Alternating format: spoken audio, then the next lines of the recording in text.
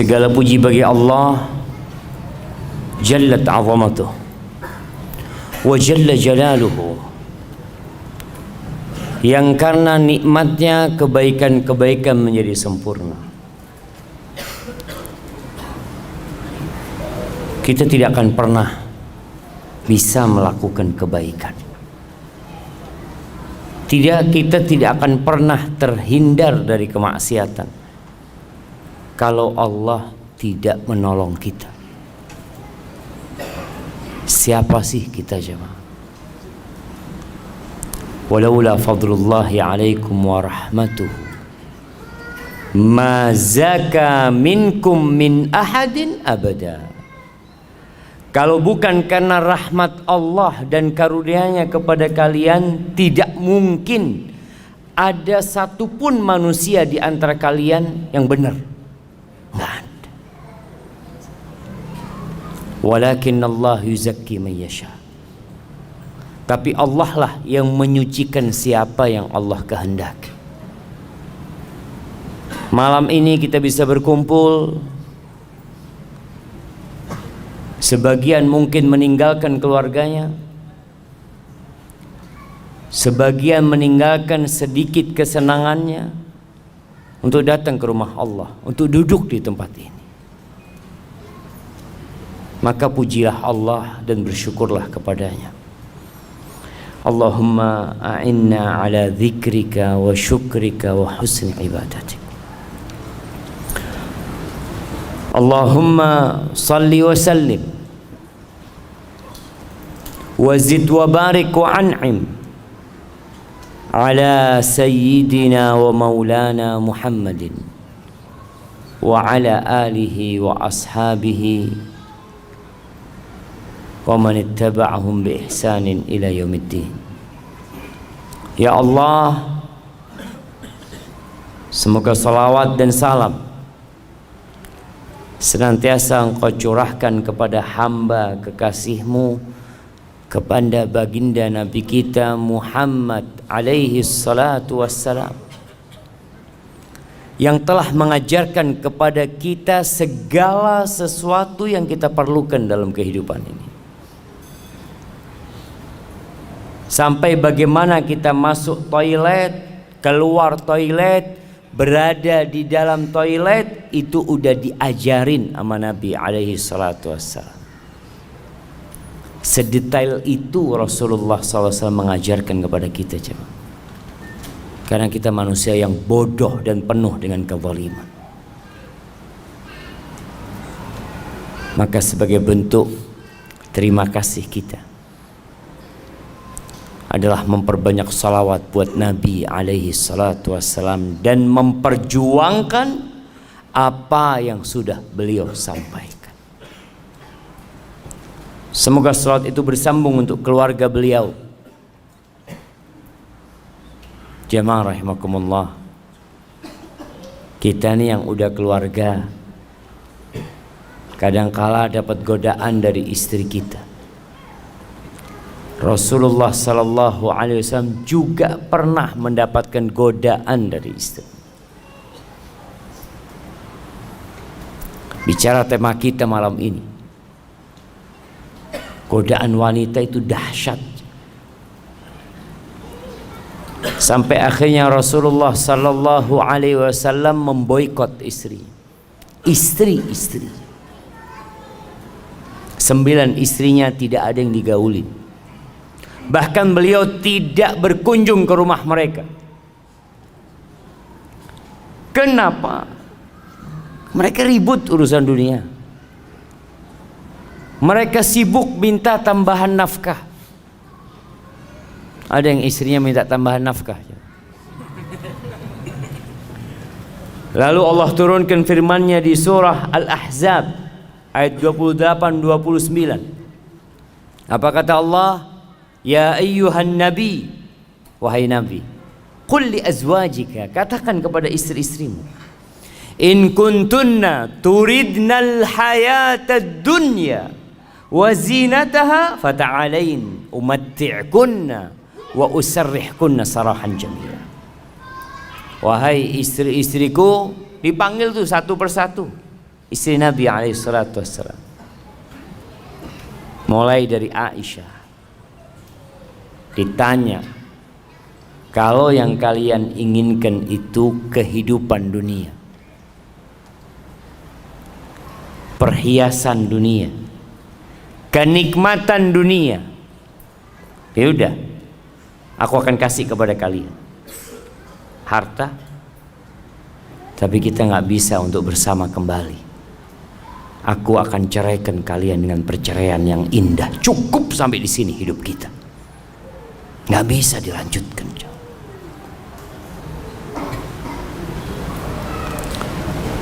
Wa in kuntunna turidna Allah wa rasulahu wad daral akhirah fa inna Allah a'adda lil muhsinati minkunna ajran 'azima. Tapi kalau ambisi kalian itu akhirat, Allah dan Rasulnya dan kehidupan akhirat, maka sesungguhnya Allah menyediakan bagi yang baik di antara kalian pahala yang besar.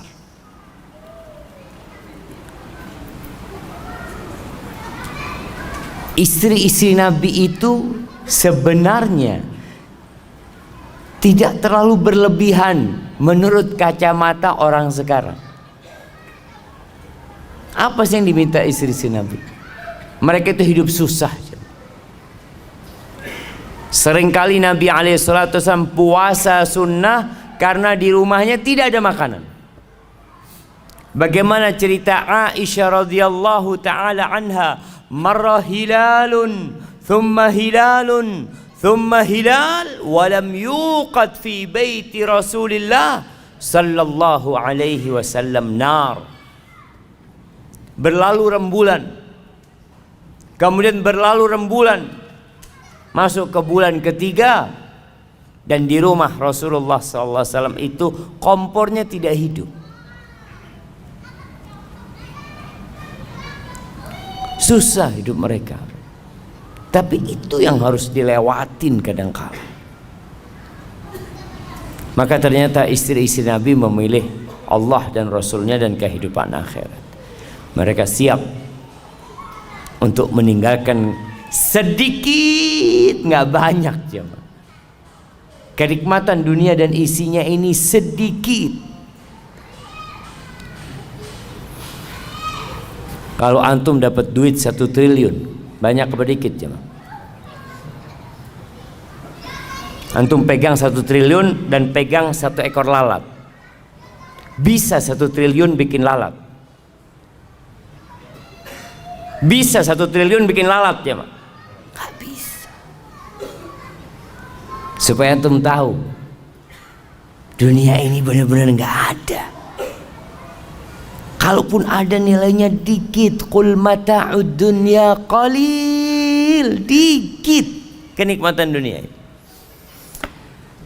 Maka semoga salat bersambung untuk keluarga Nabi yang mereka telah mendampingi Rasulullah sallallahu alaihi wasallam dalam kehidupan beliau, dan kelak istri-istri Nabi akan mendampingi Rasulullah sallallahu alaihi wasallam di surganya. Dan semoga salat juga bersambung untuk keluarga Nabi, anak-anak Nabi, keturunan Nabi Muhammad sallallahu alaihi wasallam dan para sahabatnya serta orang-orang yang mengikuti jalannya. Amma ba'd. Jamaah rahimakumullah, kita hidup di masa yang gemerlapan kehidupan dunia ini begitu menggoda.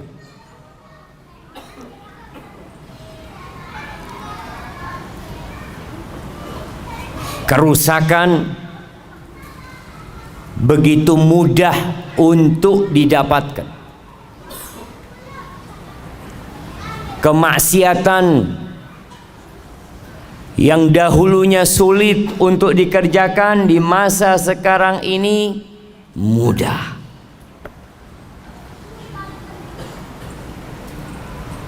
Karena apa? Karena teknologi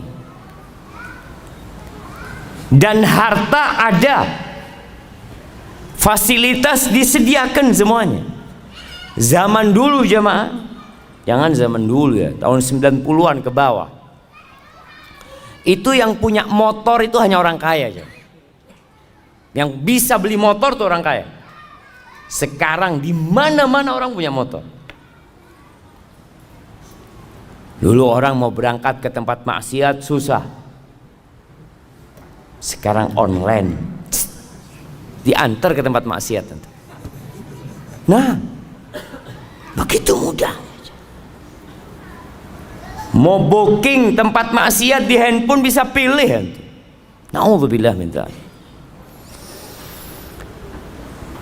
Maka waktunya kita berhenti sejenak, merenungkan kehidupan ini.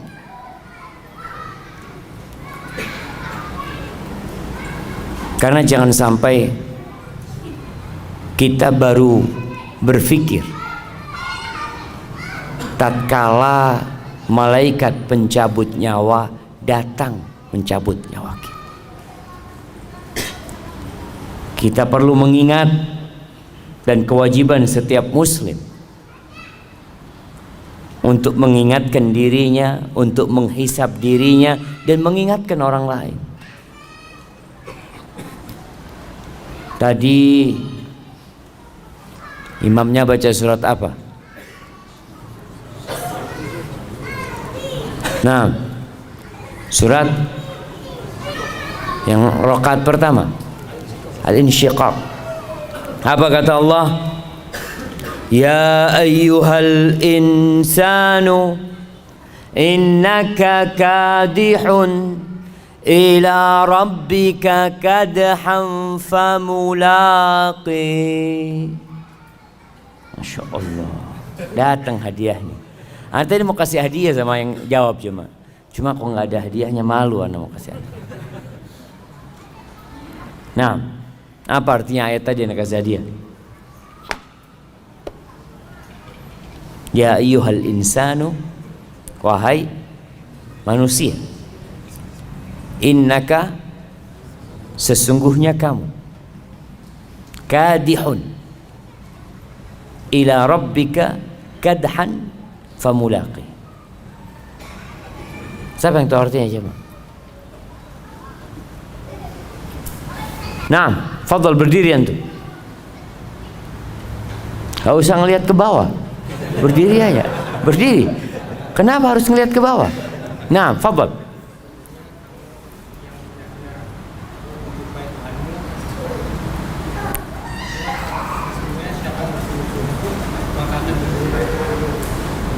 Sesungguhnya siapa yang bersungguh-sungguh akan berjumpa. Yang nggak bersungguh-sungguh sama semuanya. Innalillahi wa inna ilaihi rajiun. Kasih hadiah nggak apa coba. Kirim ke belakang.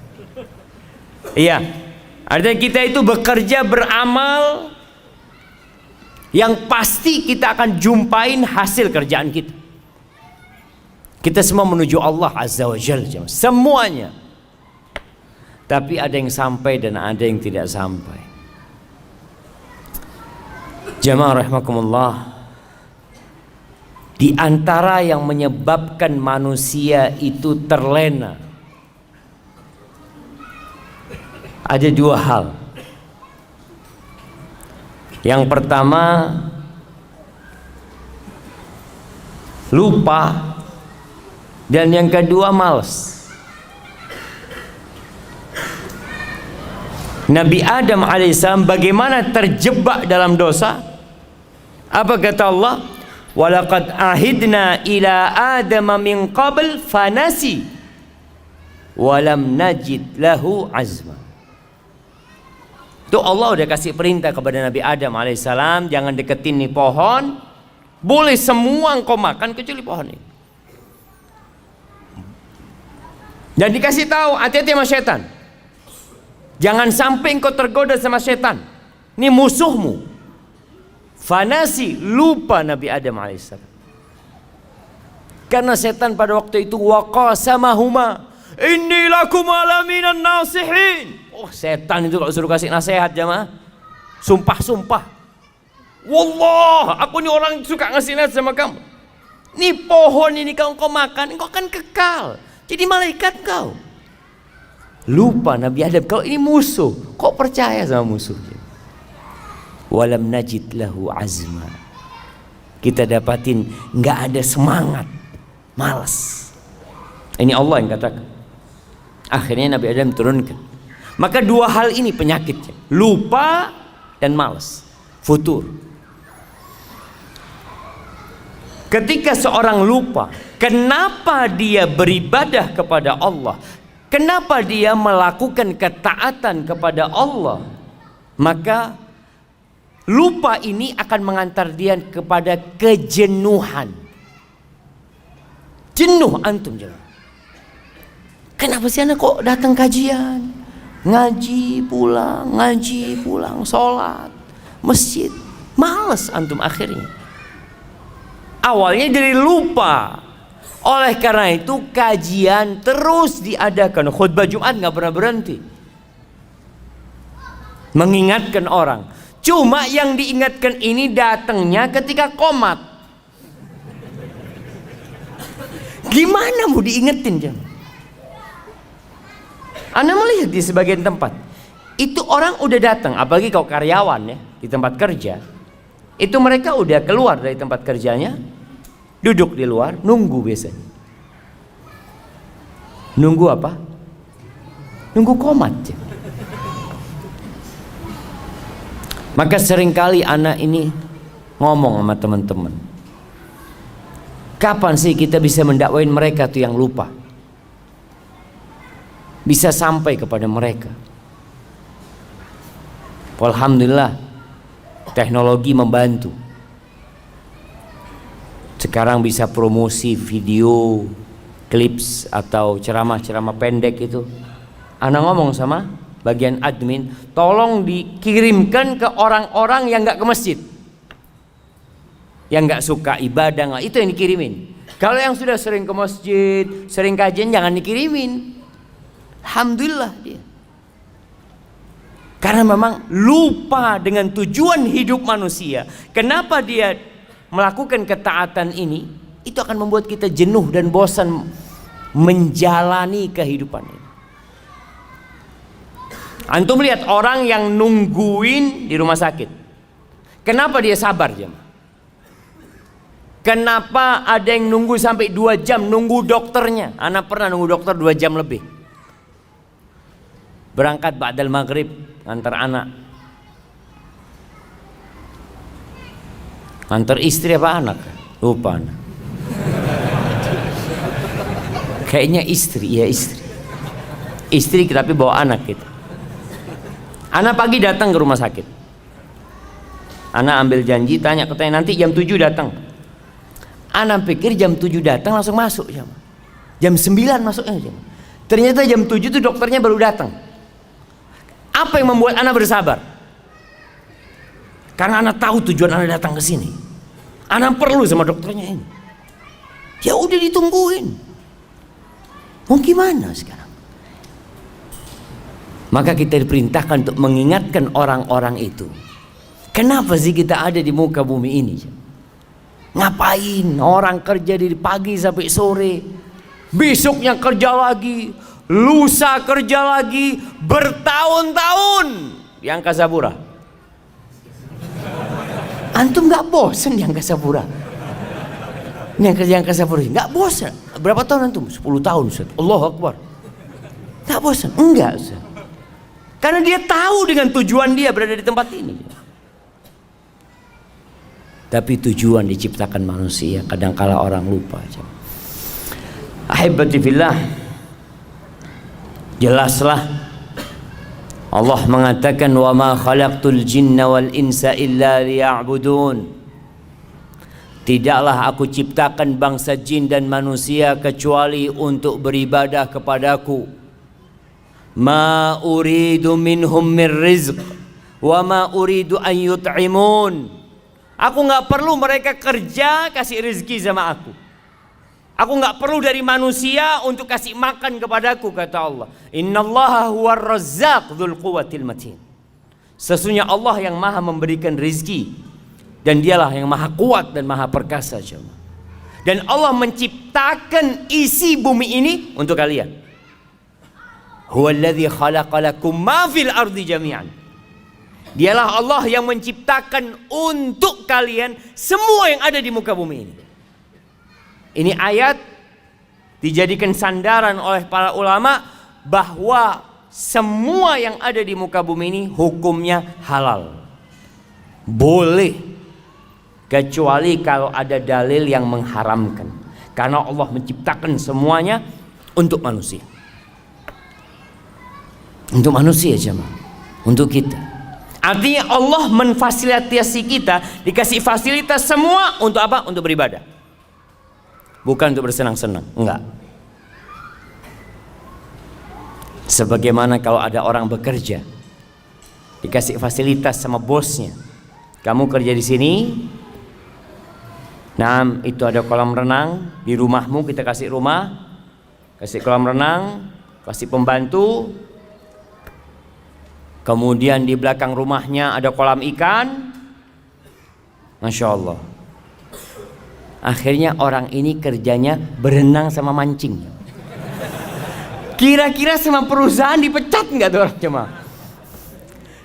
Saya kasih semua itu supaya kamu kerjanya bener gitu loh. Nggak mikirin macem-macem. Tapi jangan akhirnya kerjanya antum berenang mancing, berenang mancing.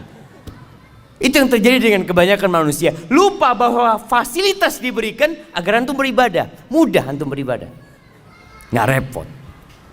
Tapi sekali lagi banyak yang lupa, sehingga kerjanya ya hanya bersenang-senang. Luqman Al-Hakim, ini diriwayatkan Luqman Al-Hakim mengatakan sesuai dengan tema kita hari ini, bi akhiratak bidunyak tarbahhuma jami'an. Kata dia, belilah akhiratmu dengan duniamu. Beli akhirat dengan dunia. Artinya modal kita dunia. Kita kalau bicara alat tukar kita nih dunia. Tukar duniamu dengan akhirat. Engkau akan beruntung dua-duanya. Dapat dua-duanya. Wala tabi' dunyak bi akhiratik takhsarhuma jami'an. Jangan sampai engkau jual akhiratmu untuk mendapatkan kenikmatan dunia. Engkau rugi dua-duanya. La dunia dapat wal akhirat. Rugi dua-duanya. Dan antum bisa melihat orang-orang yang sukses dunia tapi jauh dari ibadah, dapat apa dia? Dapat tua, capek bekerja, dia pikir nanti saya akan menikmatin di akhir hidup. Saya mau capek sekarang. Ya, akhir hidup stroke. Punya moge 7 di rumahnya. Terus katanya mau dinikmatin ini. Ya itu mau dinikmatin gimana kata dia. Punya duit banyak, makan donat nggak boleh. Donat lah. Terus apa? Bubur. Makan bubur iya. Anak punya duit banyak kayak gini, nggak ada gunanya, nggak ada gunanya. Antum lihat siapa? Maka belilah akhiratmu dengan jual dunia. Kita akan untung dua-duanya. Seperti petani. Antum pernah ngelihat petani jagung nanam rumput? Pernah ngelihat anak mau tanam jagung sama rumput? Jangan. Tanam jagung, rumput tumbuh sendiri. Gitu iya. Antum lihat tuh petani jagung ketika tanam apa dia? Jagung. Jagung dia tanam bibitnya, jagung keliling. Subhanallah, tahu-tahu ada rumput. Alhamdulillah dapat rumput, kasih makan buat kambingnya, apanya. Tapi jangan kemudian sibuk antum cari rumput, lupa sama jagung.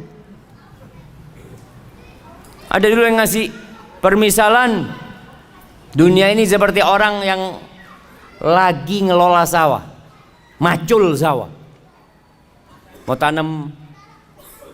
tanam padi harus dibajak. Kadang-kala orang lagi bajak sawah ini, masya Allah jemaah, ada belut lewat, alhamdulillah dapat belut. Ada lele keluar, alhamdulillah. Jangan kemudian antum sibuk cari belut, cari lele, antum nggak tanam padi antum. Itu yang terjadi dengan banyak orang. Jadi kenikmatan dunia cuma selingan. Ya, untuk modal ke akhir. Allah Azza wa Jalla mengatakan tentang manusia ini, setiap Jumat disunnahkan imam sholat Jumat itu untuk membaca surat Al-A'la sama Al-Ghasyiyah. Dua-duanya mengingatkan kita tentang kehidupan dunia. Di surat Al-A'la Allah mengatakan, bal tu'thirunal hayatad dunya wal akhiratu khairun wa abqa. Tapi kalian ini lebih mementingkan kehidupan dunia. Antum lihat tuh orang-orang yang selalu ngomong kita tuh harus seimbang dunia dan akhirat. Lihat realitanya. Apakah dia seimbang dunia dan akhiratnya? Berapa jam dia cari dunia dan berapa jam dia cari akhirat? Orang tuh bisa duduk di kantornya jemaah dari jam 8 pagi sampai jam 4 sore. Duduk kajian ba'dal maghrib, setiap berapa menit lihat jam. Kok nggak selesai kajian subuh? Ini baru mulai gitu jemaah. Jadi kalau mau bicara seimbang, antum harus seimbang beneran. Antum cari dunia 8 jam, cari akhirat 8 jam. Bisa. Berat kayaknya Ustaz. Paling enggak yang wajib-wajib aja lah Ustaz, kata dia. Nah, tuh banyak orang yang awalnya ngomong seimbang, terakhir dia wajib-wajib doang sudah jamaah. Padahal kalau urusan kerjaan dunia, lembur dia kerjakan jam. Bisa lembur sampai besok siap. Yang penting ada fulusnya. Tidak ada urusan dia jawab. Siap kajian sampai subuh. Besok kerja Ustaz. Insya Allah. Lembur untuk akhirat itu nggak siap jamaah. Karena apa? Nggak ada fulusnya. Ana izin minum dulu jamaah.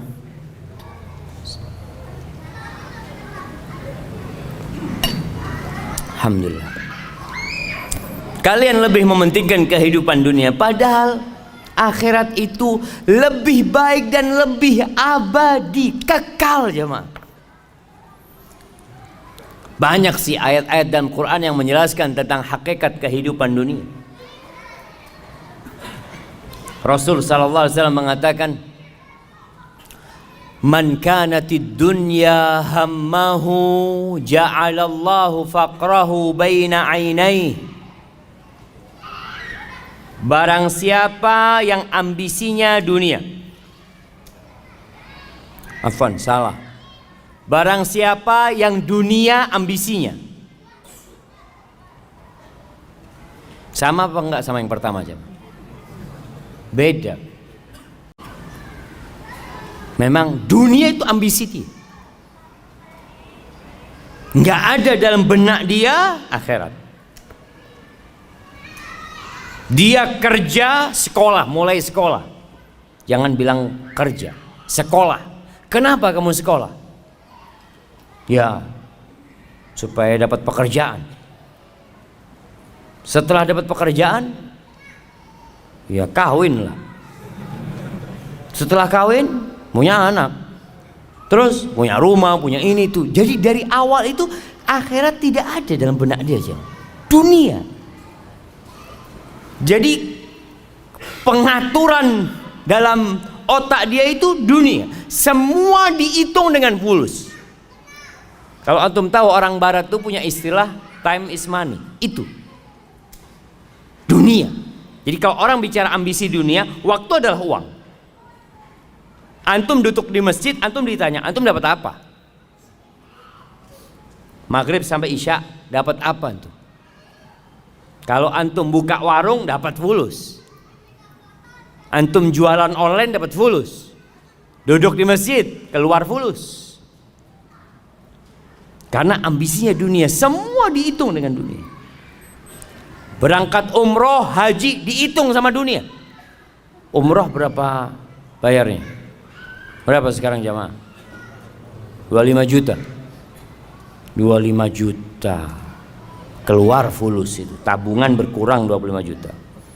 Kemudian ninggalkan kerjaan. Keuntungan anak sehari itu umpamanya 200.000. Kalau anak ninggalkan kerjaan selama 9 hari 1.800.000 habis.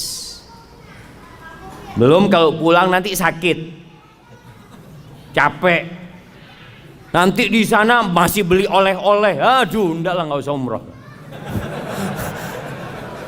Subhanallah, karena dia ambisinya dunia.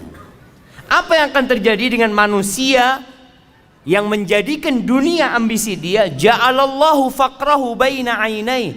Allah jadikan kemiskinan itu di hadapan mata dia. Perasaan takut miskin itu ada di depan mata dia, jemaah.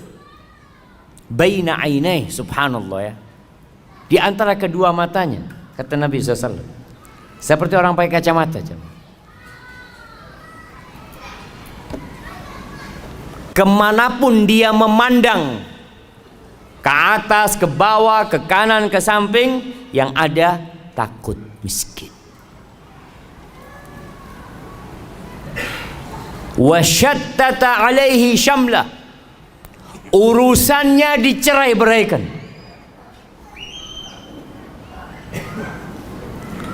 Enggak kelar-kelar urusan dia, jemaah. Ana sering sampaikan. Dulu ana berpikir orang yang kaya raya, yang sudah sukses itu akan lebih sering di soft pertama. Karena dia sudah selesai dia. Dia mau makan sampai 7 keturunan sudah ada. Dia udah punya keran. Keran dia di rumahnya dibuka, itu bukan air yang keluar, jemaah. Fulus. Sudah punya dia keran, jemaah. Tapi kenapa nggak bisa ngisi soft pertama? Urusannya ruwet. Ada banyak pekerjaan dia. Yang meeting sana, rapat sini, ya Allah. Jangan untuk ibadah, untuk keluarga. Sampai ada cerita di Arab sana. Ada satu orang kaya sukses, jemaah. Waktu untuk keluarganya itu sedikit. Sedangkan tetangganya ini miskin. Akhirnya sering kumpul sama keluarga. Habis asar duduk bareng-bareng sama anaknya, makan pisang goreng, minum kopi. Si istri orang kaya ini cemburu dengan keadaan tetangganya. Maka dia ngomong sama suaminya, "Bang, abang itu kok sibuk terus cari fulus? Nggak lihat kayak tetangga kita bisa kumpul sama keluarganya sore-sore, ngobrol, makan bareng. Masa?" Kata, "Iya." Oh ya, pinter nih suaminya, jemaah. Tetangganya dikasih modal kerja, jemaah. Kasih modal kerja sama dia, ruwet hidupnya, nggak lagi kumpul. Sama sekarang katanya. Yang awalnya punya waktu duduk sama keluarganya, nggak ada waktunya sudah, jemaah. Hadi dunia, jemaah. Jadi subhanallah, Allah jadikan urusannya. Karena tetangganya pintar, kasih, "Kamu mau nggak saya kasih modal kerja, nanti kamu bisa lebih kaya, bisa punya rumah, bisa punya mobil ini." Dibuka itu, jemaah. Ya boleh kalau gitu. Hati-hati. Boleh bekerja, nggak dilarang. Kita bicara ambisi. Ambisinya kita tuh ngapain sih hidup di sini? Ambisi antum kerja itu ngapain? Kalau dunia nggak akan pernah rampung urusan antum. Antum lihat jemaah haji kita lebih banyak yang tua daripada yang muda. Kenapa? Apakah karena mereka baru sukses ketika tua, atau mereka sibuk dengan dunia baru punya waktu ketika tua? Tua pun sama jual sawah. Kenapa nggak dari dulu dijual sawahnya? Kok baru tua jual sawah gitu loh, jemaah? Sama-sama dia jual saham. Enggak, dulu masih ambisinya dunia saham. Oh jangan Ustaz, ini kan usaha Ustaz. Nanti kalau mau mati ya nggak apa-apa dijual. Urusannya dicerai beraikan jamaah. Artinya dia nggak mampu untuk menjadikan waktunya berkah. Quran nggak bisa baca 1 lembar sehari. Sehari selembar nggak bisa. Apalagi one day one juice. Susah. Walam ya'tihi minad dunya illa ma qaddara lah. Dan tidak akan datang dunia kepada dia kecuali sesuai yang sudah Allah takarkan untuk dia. Artinya dia tetap kondisinya sama walaupun kerjanya lebih keras. Kan orang berpikir semakin kerja keras semakin banyak hasilnya. Tetap yang dimakan 1 piring. Apakah kalau orang banyak duitnya makan jadi 3 piring? Malah jemaah, orang yang miskin tuh makannya lebih banyak. Antum pernah ngelihat restoran-restoran yang bebas milih apa sendiri, bakar-bakar sendiri. Kenapa letaknya di mal-mal besar? Coba di pinggir jalan. Coba buka pinggir jalan ya. Yang beli orang-orang miskin, tutup 2 hari dia. Karena orang miskin ini kalau makan Masya Allah langsung dia. Tapi orang kaya itu kan makan hanya seninya kata dia, sambil bakar-bakar. Aduh kata orang miskin, nggak usah seni-seni, ini perut lapar kata dia. Nah subhanallah, artinya semakin kaya makannya semakin sedikit ternyata jangan. Allahu Akbar ya. Dan kita tahu apa kata Nabi SAW ketika manusia mengatakan mali, mali, hartaku, hartaku. Kata Nabi SAW, walaysa laka min mal. Engkau tahu hartamu yang mana? Ma akalta, engkau makan, itu hartamu. Kemudian kau buang jadi kotoran. Wa ma labista, yang kau pakai kemudian usang, itu hartamu. Wa ma tasaddaqta fa abqait, yang kau sedekahkan kemudian engkau simpan. Kalau yang ada di rumahmu yang kau tinggalkan itu punya ahli waris, punya orang, itu bukan milikmu. Maka kadang-kala orang kerja capek bukan buat dirinya.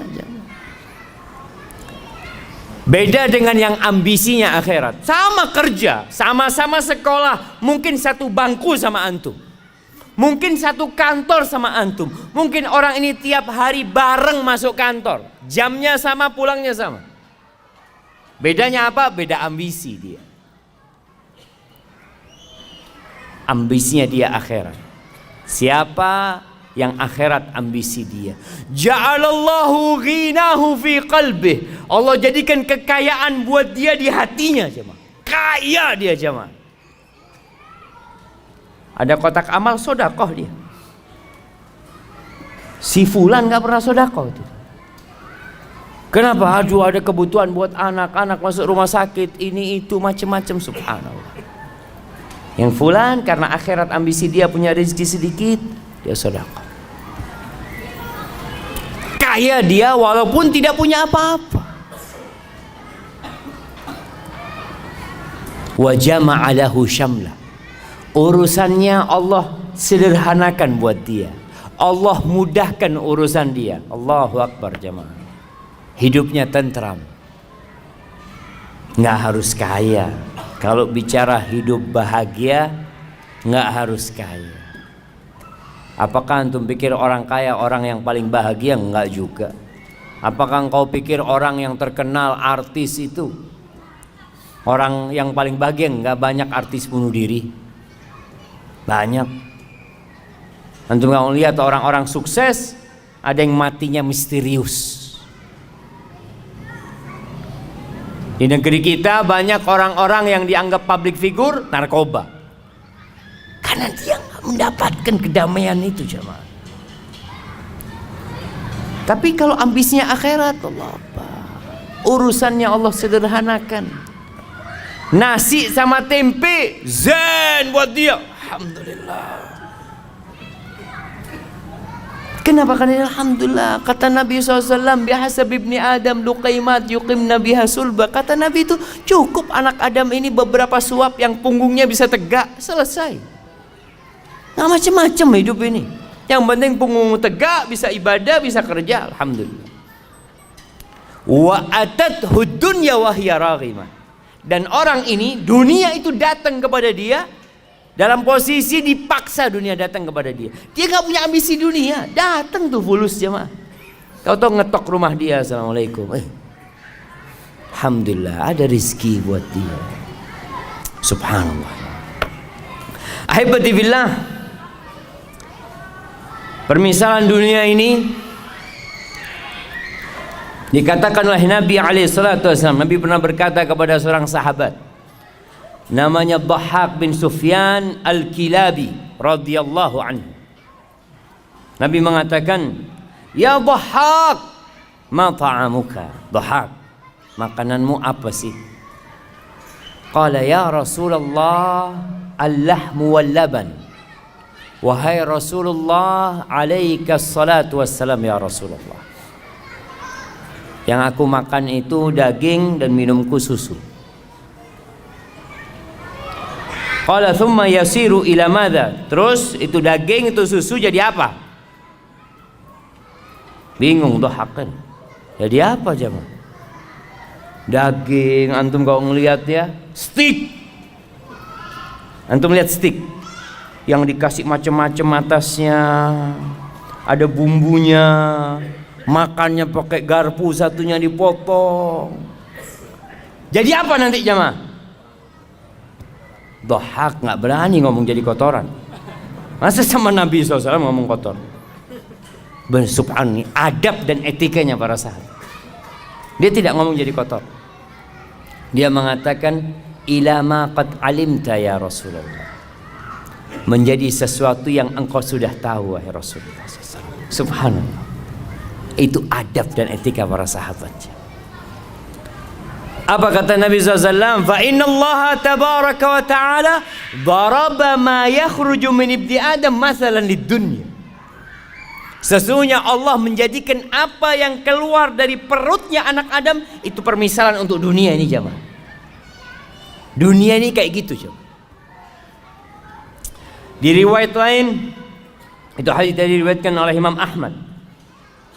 Di riwayat Ibnu Hibban, Rasulullah SAW mengatakan, inna mat'am ibni Adam duriba lid dunya mathalan bima kharaja min ibni Adam wa in qazzahahu wa mallahahu fandur ma yasiru ilaih.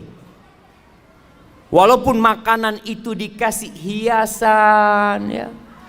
Antum kalau makan di restoran-restoran bintang 5 ya, kadang-kadang kasih piring ada tutupnya, nanti masih keluar asap, dibuka, masya Allah ada sayur-sayurnya yang kecil, di model bintang, di model gunung, model apa, makanan macam-macam, masya Allah. Kata Nabi SAW, akhirnya jadi apa? Mau dibikin seperti apa? Oh, ada yang makanan muncung kayak gunung tadi itu jemaah. Ada yang warna merah, warna kuning, macam-macam manusia bikin makanan, jadinya apa? Kita tahu, hadhihi hiyad dunya. Itu dunia kita jemaah. Akhir dunia menuju kepada kerusakan. Rumah yang dibangun begitu indahnya, gedung-gedung yang tinggi. Di Jakarta antum lihat gedung-gedung itu modelnya macam-macam. Ada yang model pena, ada yang model kotak, ada yang bulat. Nanti jadi apa jemaah? Jadi debu yang berterbangan jemaah. Maka jangan sampai kita terpedaya dengan sesuatu yang akhirnya jadi kotoran. Ibnu Qayyim rahimahullahu ta'ala ketika menjelaskan tentang hadis tadi, dia mengatakan, famaghtarra biha wala sakana ilaiha illa dhu himmatin daniyah. Maka tidak akan ada orang yang tertipu dengan dunia yang kemudian condong kepada kehidupan dunia, kecuali orang yang punya ambisi rendahan. Wa aklin hakir, akalnya remeh, akalnya itu kecil, nggak besar dia jemaah. Wa qadrin khasis, ya sudahlah, dia itu nggak mampu melihat sesuatu sesuai dengan hakikatnya, salah perhitungan. Maka nanti ketika mati baru akan menyesali semua itu. Hasan al-Basri rahimahullahu ta'ala mengatakan, man arafa rabbahu ahabbahu. Barang siapa yang mengenal Allah pasti cinta sama Allah. Pasti cinta sama Allah. Bagaimana tidak? Allah itu Ar-Rahman Ar-Rahim, Al-Malik, Al-Quddus, As-Salam, Al-Mu'min, Al-Muhaimin, Al-Aziz, Al-Jabbar, Al-Mutakabbir. Gimana kita gak akan cinta sama Allah Azza wa Jal, sedangkan kehidupan kita berasal darinya, semua yang kita makan berasal darinya. Masya Allah. Dibuka 5 menit ke waktu Isya. InsyaAllah. Siap jemaah. Kita sholat Isya dulu ntar lagi. Sampai mana kita? Karena soalnya bukanya salah barusan jemaah. Jadi bismillah. Alhamdulillah. Orang yang kenal sama Allah akan cinta sama Allah. Tapi kenapa banyak manusia kok malas beribadah kepada Allah? Susah dia untuk sholat ke masjid, diteriakin hayya ala salah, hayya ala falah, karena mereka nggak kenal sama Allah. Antum tuh, kalau ada orang duduk di sebelah antum, antum nggak kenal sama dia, lagi nungguin di bandara duduk, antum sibuk mungkin baca-baca atau WA ya. Setelah itu antum dikasih tahu, Mas, yang di sebelah kamu itu, iya siapa? Wakil Presiden. Loh, Wakil Presiden. Ya Allah, Assalamualaikum Pak, ahlan. Baru antum jadi menghormatin dan menghargain dia, karena antum dikasih tahu, antum kenal. Itu manusia biasa. Atau siapalah, antum makan di warung, ada orang datang mau duduk di sebelah antum. Dalam hati kecil antum, ya Allah, ini orang nggak tahu adab, tempat udah sempit, duduk sini. Kasih tahu, Mas, yang di sebelahnya itu Gubernur Jakarta. Subhanallah. Assalamualaikum Pak. Baru senyum antum. Maka dikatakan tak kenal maka tak sayang. Betul. Banyak kita nggak kenal sama Allah. Kalau ada orang yang ngasih sama antum rumah, ngasih sama antum mobil, ngasih sama antum istri dan anak, Masya Allah, bagaimana penghormatan antum sama orang itu? Dipanggil antum, ditelepon, bulan antum datang ke sini, siap. Padahal antum lagi makan, aduh bismillah lah berangkat sudah, ditinggal makanannya. Karena yang manggil siapa? Yang ngasih antum semuanya. Gimana dengan Allah Azza wa Jalla? Itu kata Hasan Basri, yang kenal sama Allah dia akan cinta sama Allah. Wa man arafa dunya zahida fiha. Yang kenal sama dunia dia akan zuhud sama dunia. Yang kenal sama dunia, tahu dengan hakikat dunia. Maka antum lihat bagaimana Rasulullah SAW, beliau orang yang paling kenal sama dunia. Ketika ditawarin, Masya Allah, tawarin gunung jadi emas ya, ditawarin kenikmatan-kenikmatan dunia. Sampai Umar bin Khattab nangis, sahabat nangis melihat susahnya hidup Nabi SAW. Lalu apa kata Nabi? Mali walid dunya. Apa urusanku sama dunia ini? Innama mathali wa mathalud dunya karakibin istadhalla tahta syajaratin thumma raha wa tarakaha. Pemisahanku sama dunia ini seperti orang yang sedang berkendaraan, kemudian berhenti di rest area. Kita lihat, kalau dulu berhenti di bawah naungan pohon, orang naik onta panas berhenti di bawah naungan pohon, Kira-kira berapa lama di bawah naungan pohonnya? Sebentar, terus mau ditinggal. Antum pernah lihat orang di rest area bangun rumah? Rest area bangun rumah, anak. Pak, ngapain di sini Pak, kata dia. Kita cuma lewat, kita mau ke Bandung nih. Oh iya, nggak jadi dia. Kalau kita kenal sama dunia, kita akan zuhud dengan dunia. Sebagaimana Rasulullah SAW mengajarkan kepada kita. Tapi jemaah, kayaknya kita sholat dulu. Nah, insyaallah kita lanjutkan setelah sholat. Jadi setelah sholat nanti kita langsung kajian. Ba'diyahnya ditunda selesai sholat. Selesai sholat setelah kajian atau di rumahnya nanti jemaah. Hadza wallahu a'lam bissawab.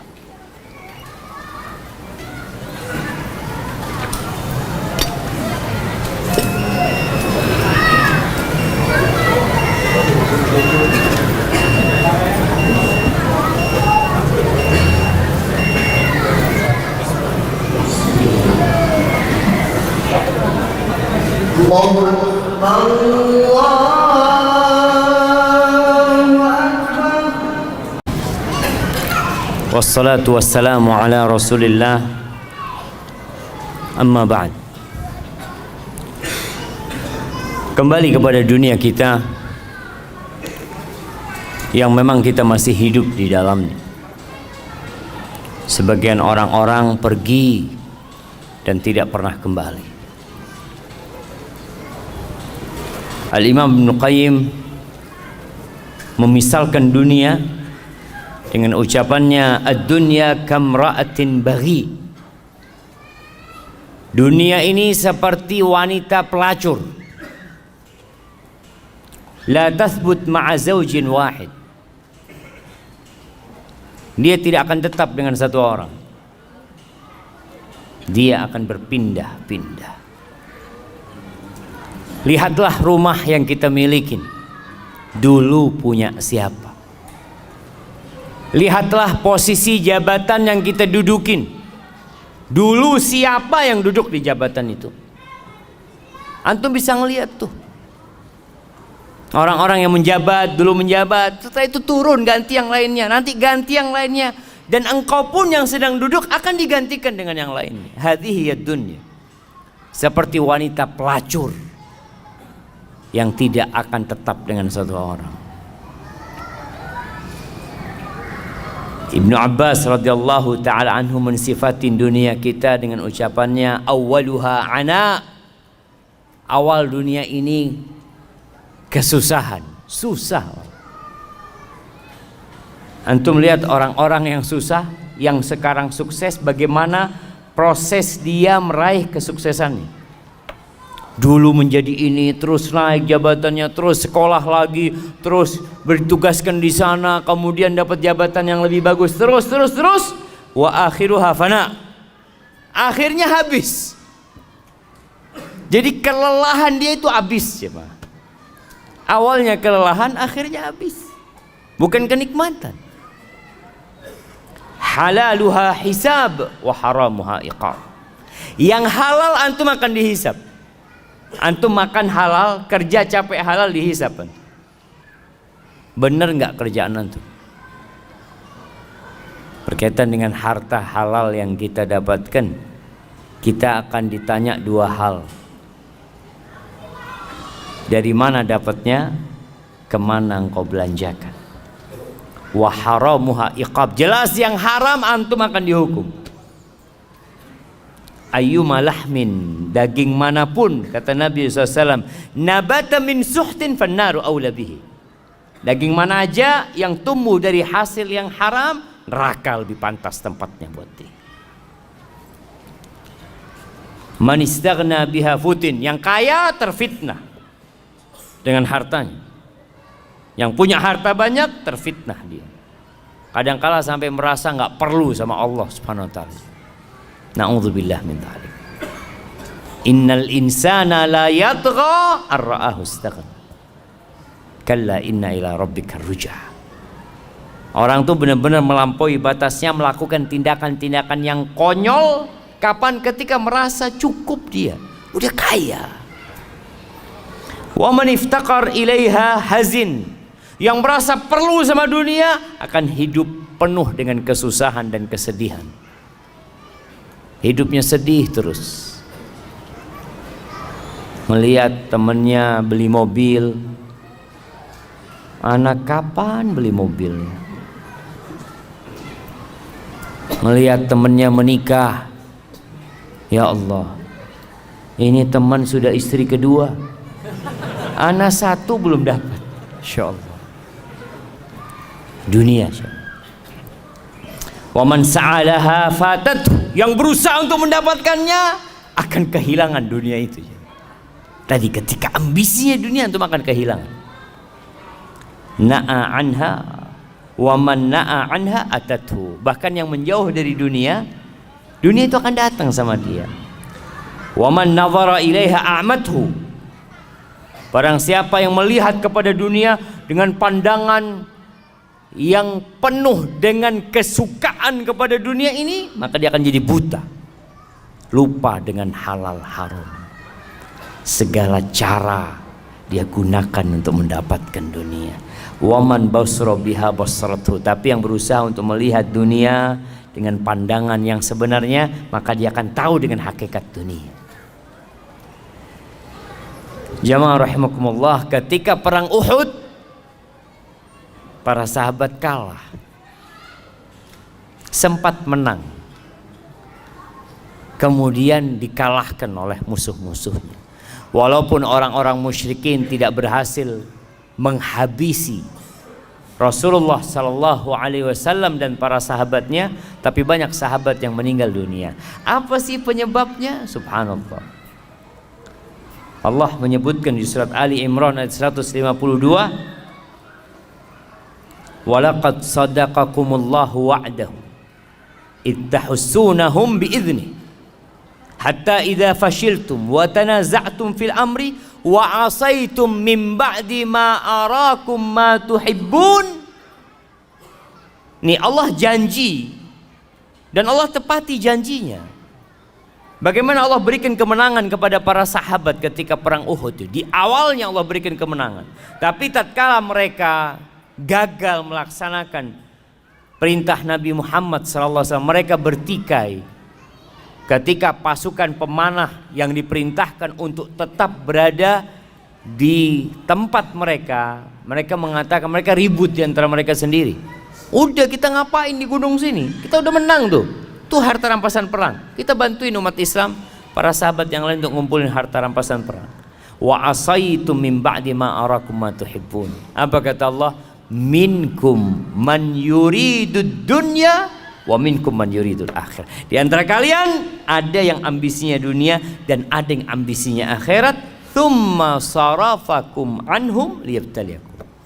Akhirnya bukan dapat kemenangan, malah dapat kekalahan.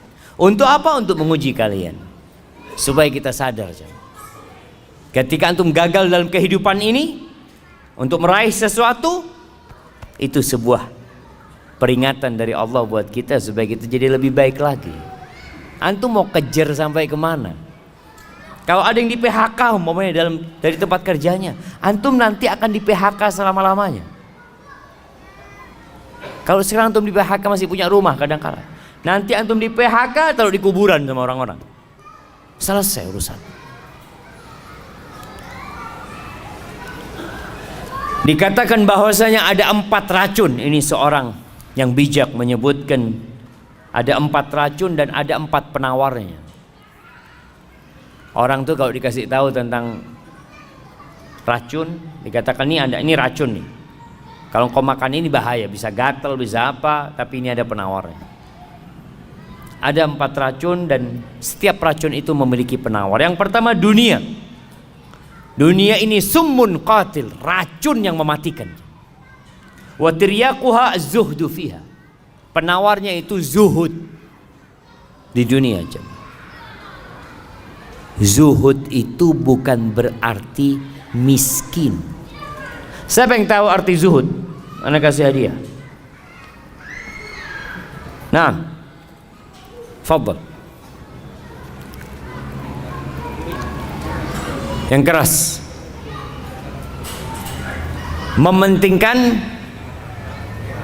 Mementingkan kehidupan akhirat. Taib. Yang lainnya sebelah kanan. Nah. Juhud berusaha untuk meninggalkan urusan dunia. Zuhud berusaha untuk meninggalkan urusan dunia. Nggak kerja maksudnya. Lebih mengutamakan ke urusan akhirat. Sama aja lah. Kasih hadiah yang kecilnya. Baik, yang lainnya. Fadhal. Zuhud itu adalah menempatkan dunia pada tangannya, kemudian menjadikan akhirat itu di hatinya. Zuhud itu menempatkan dunia di tangan dan akhirat di hati. Masya Allah. Lebih dalam lagi nih jemaah. Kasih yang besar nggak apa jemaah. Baik. Nah, fadhal belakang. Ya antum menoleh ke belakang. Fadhal berdirilah biar kelihatan. Ini zuhud jemaah, berdirinya separuh.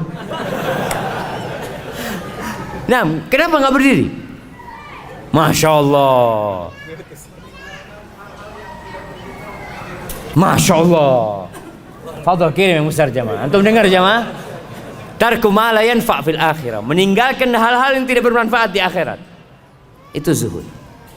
Dia tadi semuanya zuhud. Tapi karena anak hafal yang ini, anak kasih yang besar hadiahnya. Nah, itu definisi Syekh bin Utsaimin rahimahullahu taala ketika mengatakan az-zuhdu tarku ma la yanfa' fil akhirah. Meninggalkan segala sesuatu yang tidak bermanfaat di akhirat. Kalau harta bermanfaat di akhirat, antum cari harta. Tapi buat akhirat tadi jamaah. Kalau ternyata jabatan itu bermanfaat buat akhirat antum, antum kejar tuh jabatan. Tapi buat akhirat. Anak kayaknya Ustaz mau jadi ketua di KM masjid Ustaz. Antum jangan ambisi jabatan, bukan. Anak kalau jadi ketua DKM masjid, insya Allah anak makmurkan masjidnya. Artinya dia berusaha untuk meraih sesuatu yang bermanfaat buat akhirat dia, bukan buat dunia. Itu zuhud jamaah. Namun banyak yang memahami zuhud itu miskin, ya bajunya compang-camping. Enggak jamaah. Bisa jadi orang itu masya Allah dirut sebuah perusahaan, tapi dia zuhud. Bahkan ada orang-orang yang kaya raya nggak wajib zakat jamaah. Kaya raya nggak wajib zakat karena duitnya tiap bulan disodakohkan, sehingga pas penghitungan zakat nggak ada yang mau dizakatin, belum sampai nisabnya tadi. Barakallahu fikum. Anak kok buka ini ya, astagfirullah. Dan yang pertama tadi dunia, racun yang mematikan, penawarnya adalah zuhud di dalamnya. Yang kedua harta, mal. Allah mengatakan wa tuhibbunal mala hubban jamma. Harta ini racun. Bahkan kata Nabi alaihi salatu wasallam, likulli ummatin fitnah wa fitnatu ummati al-mal. Setiap umat itu ada fitnah dan fitnah umatku itu harta. Antum melihat pembunuhan yang terjadi, apa penyebabnya? Harta. Kakak beradik tidak bertegur sapa, apa sebabnya? Harta. Wallahi jamaah, kalau antum lihat bagaimana harta ini membuat banyak nyawa melayang, tali silaturahim terputuskan, racun harta ini. Terus apa penawarnya? Zakat dan sedekah. Kalau antum sudah sedekah, masa antum mau makan hartanya orang? Enggak lah, ana buat akhirat ana. Kalau bicara sodako nggak diterima kalau sodako dari yang haram, nggak ada gunanya antum. Maka bersihkan harta antum dengan zakat dan perbanyak sodako. Kemudian dikatakan termasuk racun itu al-kalam, ngomong. Ada orang itu dikasih bala suka ngomong, suka bicara. Terus apa penawarnya? Zikrullah, sering berzikir. Jadi antum kepingin ngomong, ahsan zikir. Kepingin ngomong lagi, ahsan zikir. Karena ada orang yang terfitnah ngomong terus kerjanya. Kalau nggak ngomong, sekarang ngomongnya pakai tulisan. Komen terus kerja, masya Allah, antum nggak ada kerjaan gitu. Ya itu Zat, komentator dari dulu jamaah. Subhanallah, ana pernah dulu waktu masa ada Piala Dunia lah di mana. Setiap negara itu kan kirim apa? Pemainnya jemaah. Kemudian karikatur di koran itu Indonesia bukan kirim pemain, kirim komentator. Iya. Ada yang suka ngomong, suka memberikan komentar, dan ana rasa obat dari komentar ini adalah zikrullah. Udahlah, jangan semua dikomentari.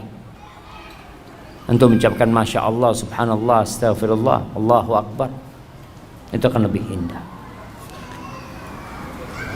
Kemudian yang termasuk racun ini al-qadha, hakim yang memutuskan.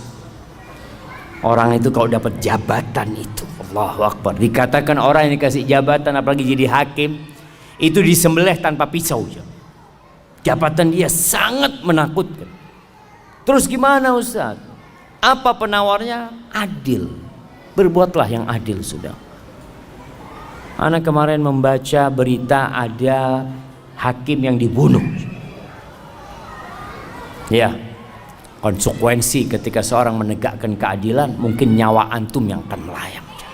Tapi mau tidak mau, kehidupan ini nggak lama. Kalau nggak besok, lusa kita akan mati.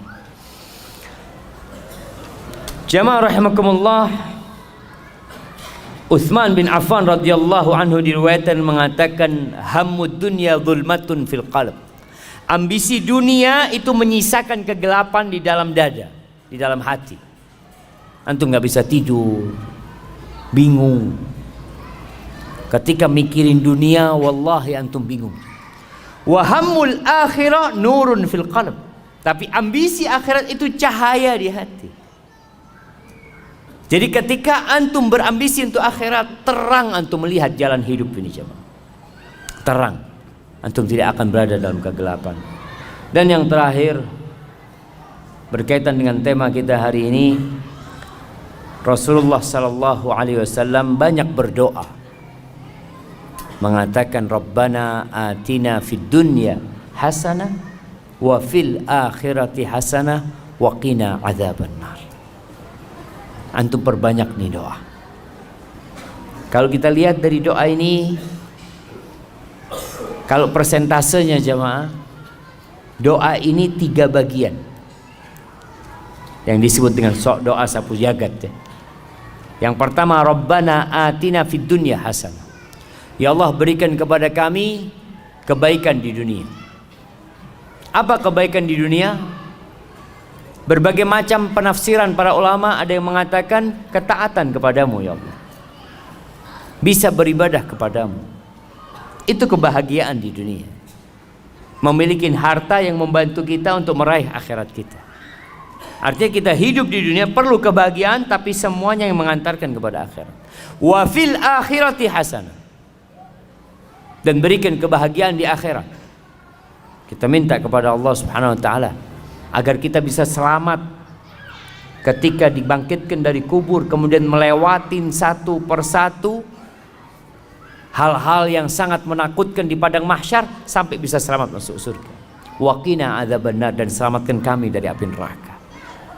Jadi dunia hanya sepertiga aja. 2/3-nya buat akhirat kita. Jadi kalau ada orang yang mengatakan ya kita harus seimbang dunia, kalau kau bisa seimbang Masya Allah. Tapi paling tidak jangan sampai ambisi kita itu adalah dunia saja. Silahkan bekerja, silahkan mengais rezeki, silahkan mengumpulkan harta, tapi tetap semuanya untuk akhirat antum. Dan ketika ambisi antum akhirat, dunia akan ikut. Antum akan dapat anak-anak yang soleh, istri yang soleha, keluarga yang sakinah, mawaddah, penuh dengan rahmat. Allahu Akbar. Baik, kita masuk ke sesi tanya jawab. Masya Allah.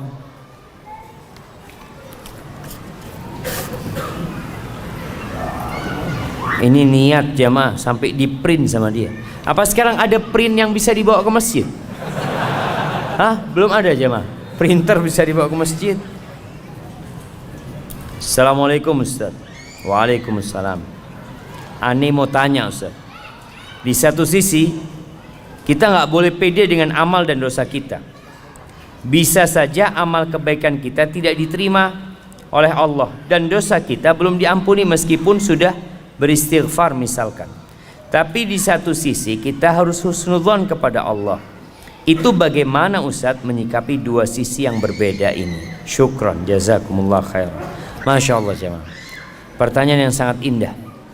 Iya. Jadi kalau bicara dua sisi yang berbeda, kita tuh husnudzon sama Allah, suudzon sama diri kita.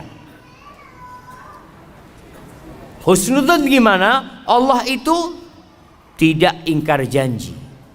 Allah tuh maha pengampun, Allah tuh baik, Allah tuh maha indah.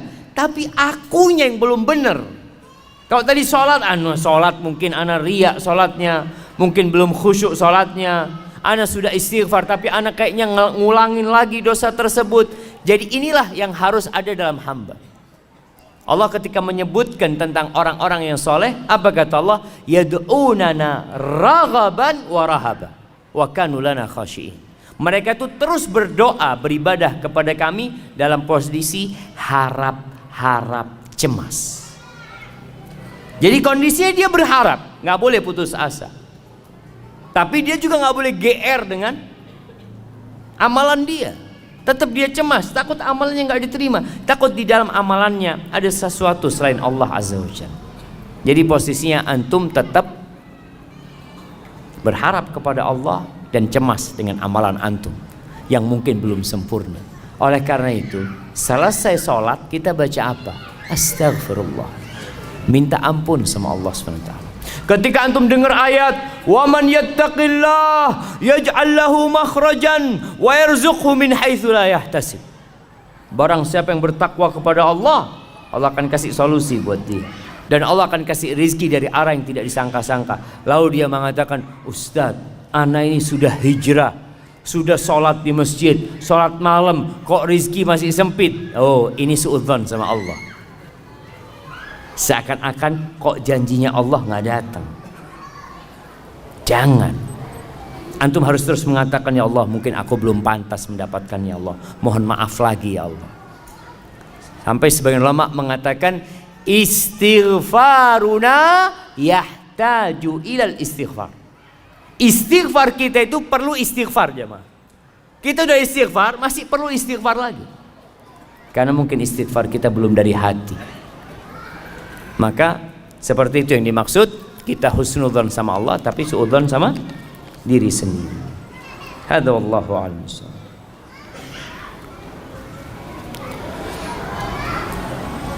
Ustadz, mohon nasihatnya. Bagaimana sikap kita dengan sudah bolehnya jam pulang kantor? Dengan sudah bolehnya jam pulang kantor, tetapi belum bisa pulang karena khawatir dengan pimpinan di kantor dianggap tidak loyal. Bahkan di kemudian hari disindir-sindir jika pulang lebih awal sesuai jam kantor. Syukran Ustaz, jazakumullahu khairan. Dan nasihat untuk pemimpin tersebut Ustaz. Barangkali beliau hadir juga.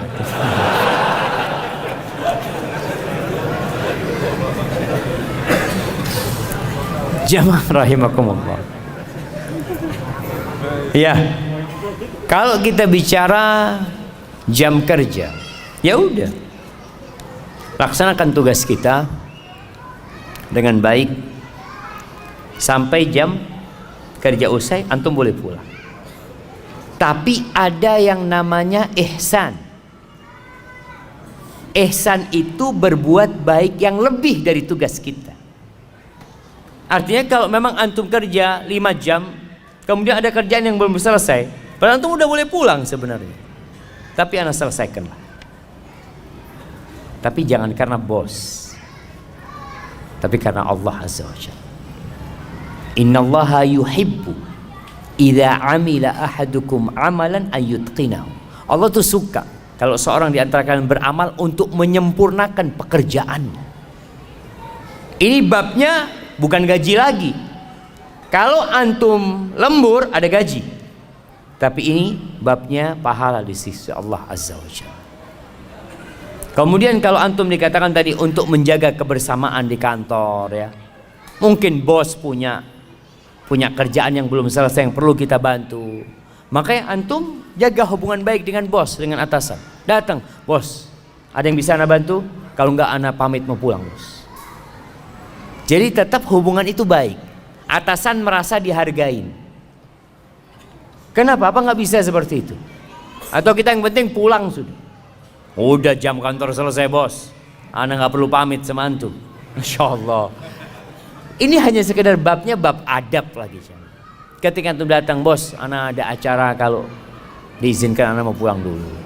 Tapi kalau ada kerja yang bisa ana bantu, ana bantu. Komunikasi yang baik jemaah, sehingga nggak ada lagi sindir-sindiran kayak gitu.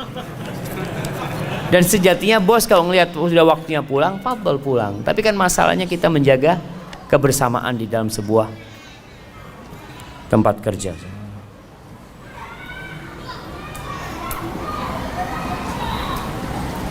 Assalamualaikum Ustaz.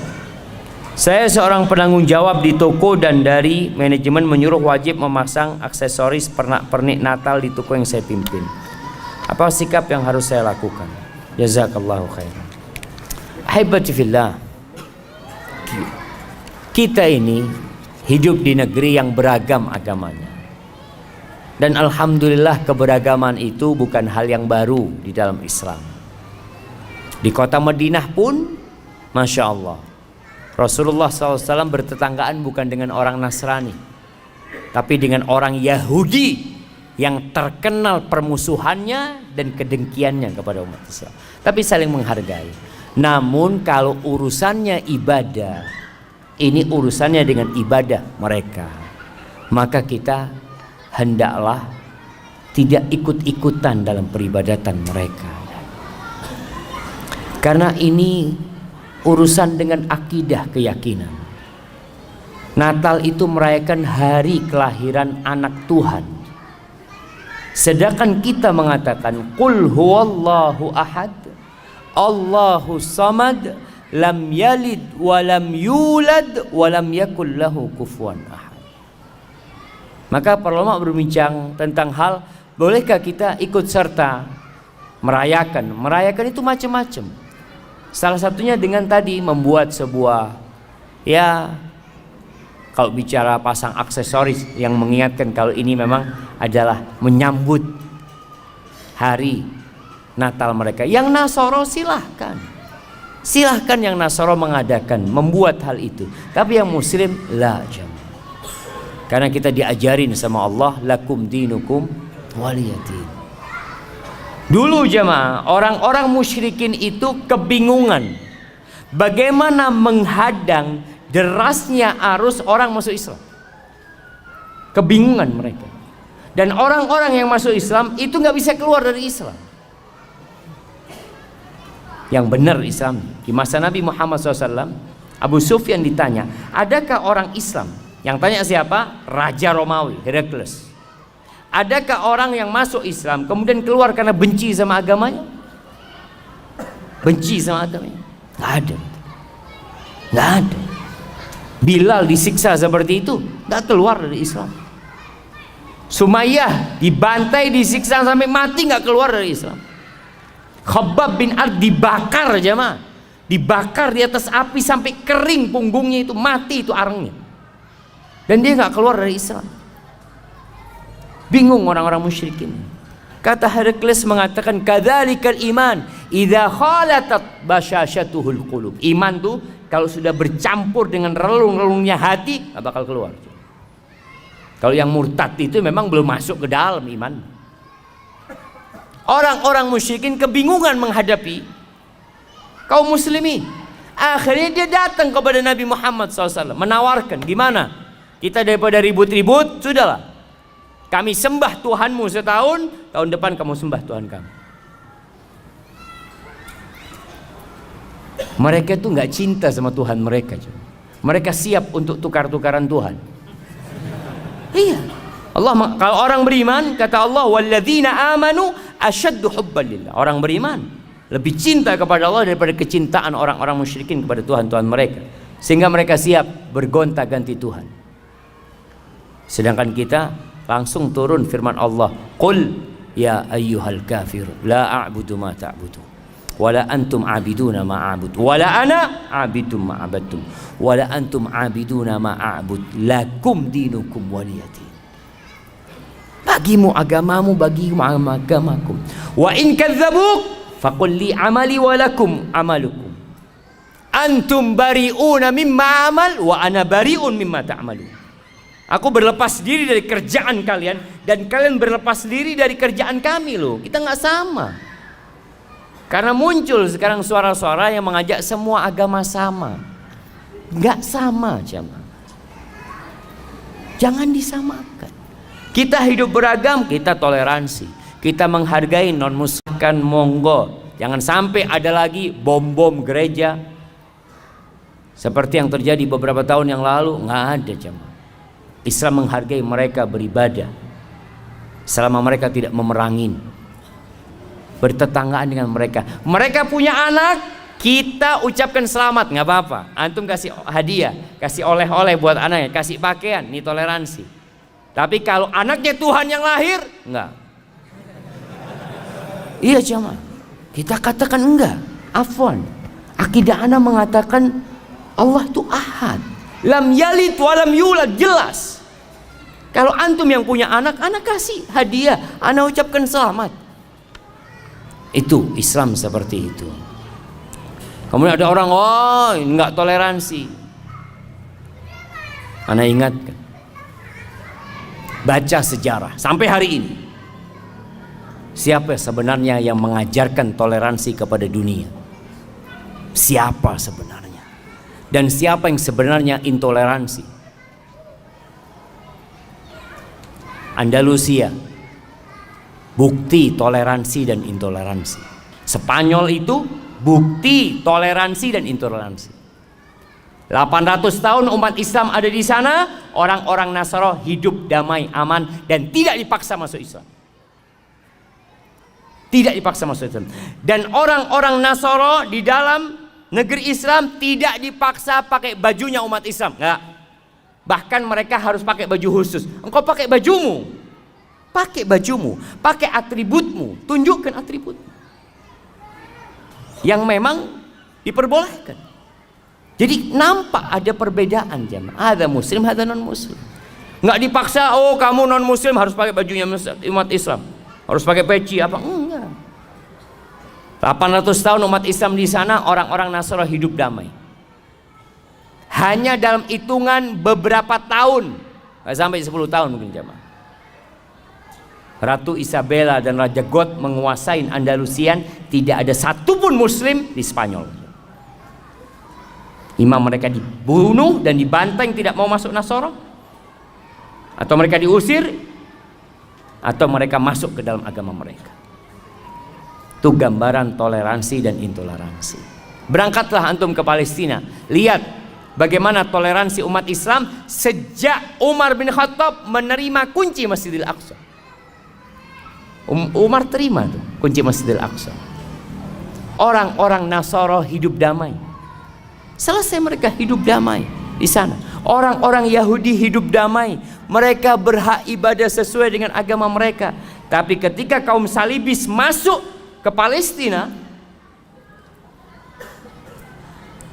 itu ceritanya orang Nasara sendiri yang melihat peperangan itu. Itu darah sampai ke tengah betis.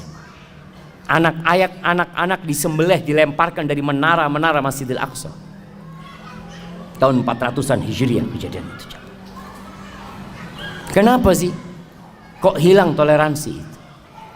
Ya kalau engkau berkuasa menang, ya silakan. Seperti yang dilakukan umat Islam ketika menang Nasara, dipersilahkan untuk beribadah. Dan berbeda ketika Salahuddin Al-Ayyubi kembali menguasai Masjidil Aqsa. Apakah dia balas dendam, dibunuh kembali itu anak-anak orang Nasara? Lah. Jangan anak-anak orang Nasara, pemimpin kaum salibis suruh pulang, fadhal kau pulang sudah. Dan subhanallah jemaah. Maka kalau bicara toleransi, Islam mengajarkan toleransi. Kalau ada mungkin oknum umat Islam yang melakukan ya pengrusakan, dia tidak mengatasnamakan Islam. Pribadi dia. Tapi ingat, kita jaga kebersamaan kita di negeri ini.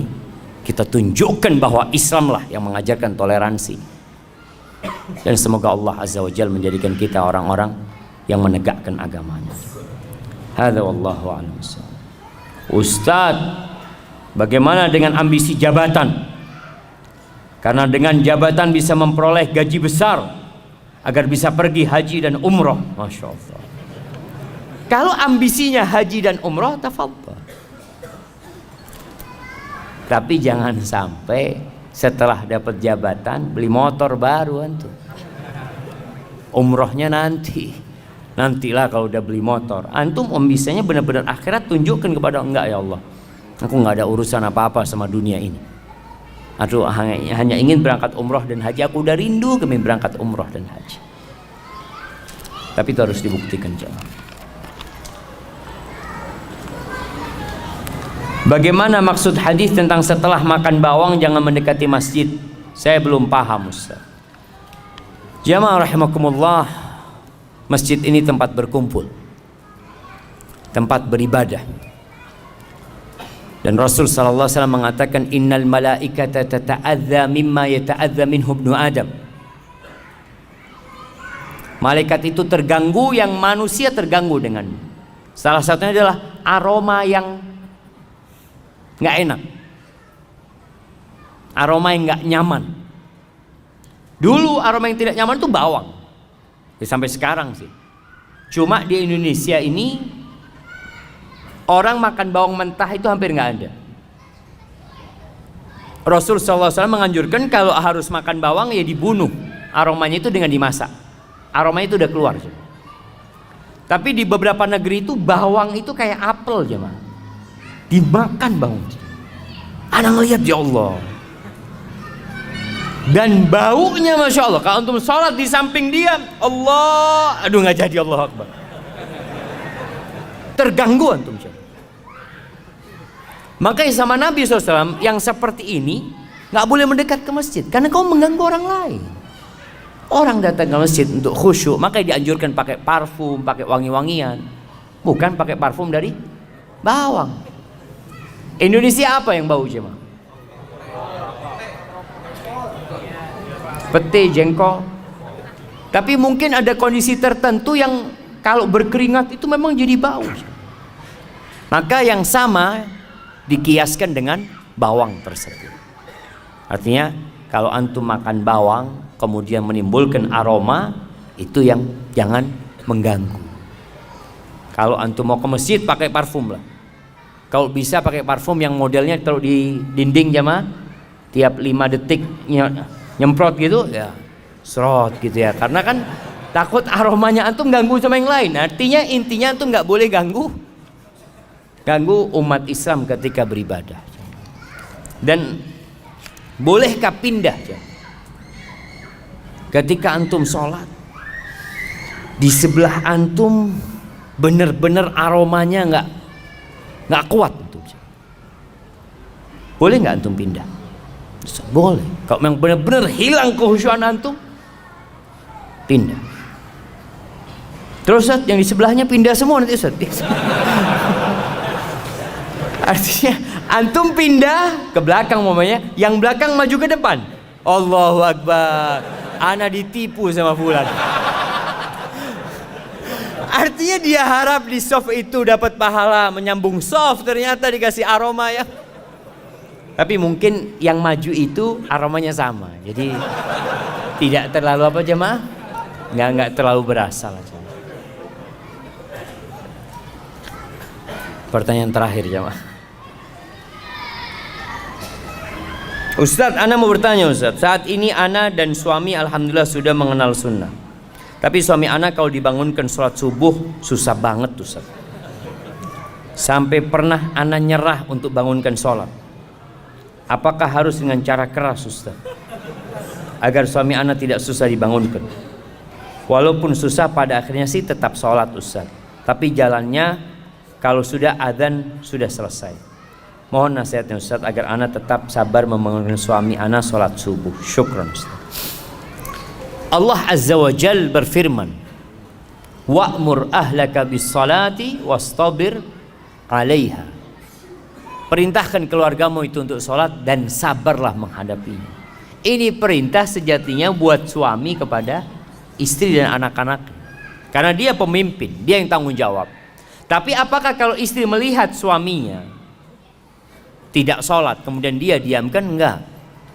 Ada bab namanya watawasau bil haq, saling mewasiatkan dalam kebenaran dan kebaikan. Bahkan Rasul SAW menceritakan tentang seorang istri yang membangunkan suaminya untuk sholat malam, yang kalau suaminya nggak mau bangun dia percikan air.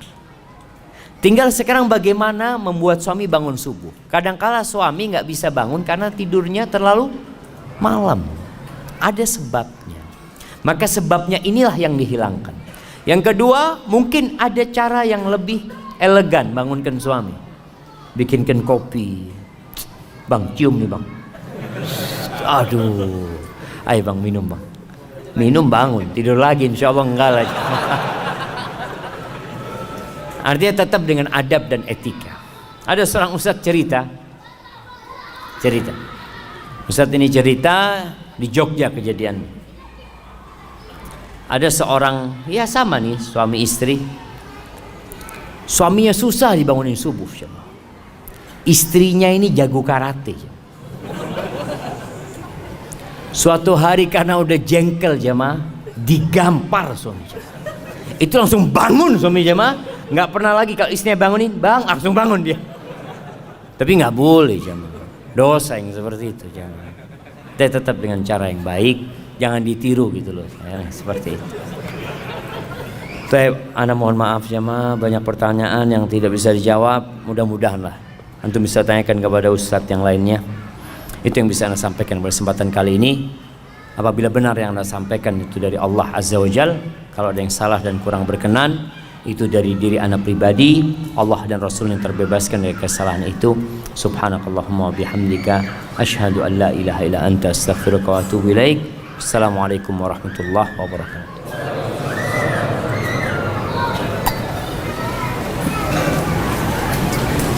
Fadhal,